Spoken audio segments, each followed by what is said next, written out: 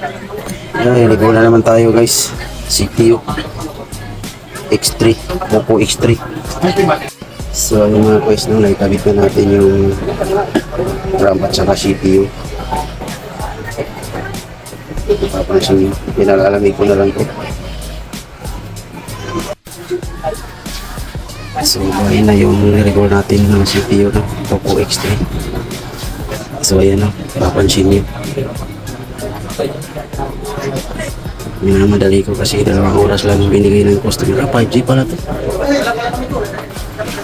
2 oras lang yung binigay ng customer. So ayun, nagawa naman natin ng hindi pa umabot ng 2 oras kasi ito medyo malayo kasi sila.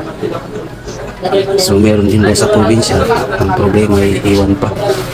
So buti ng itong Poco X3 na to ay nakuha natin sa one shot. Rebol, lapag. So yung sa mga nagre-rebol, piliin yung one shot para di masyado mainitan yung CPU. Kasi pag oras na nainitan po lahat yan, sobrang init, ilang beses na init ay magre-resolve po ng maghirap ng mabuhay man, hindi na nagtatagal.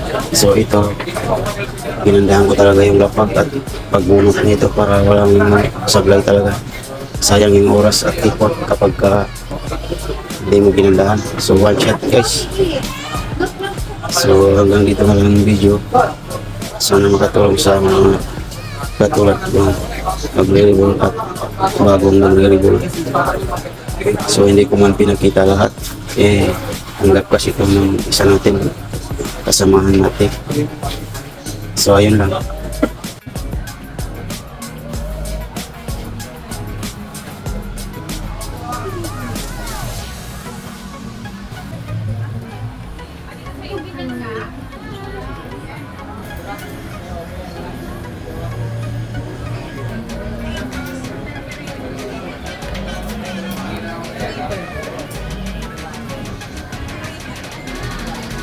Bye bye guys.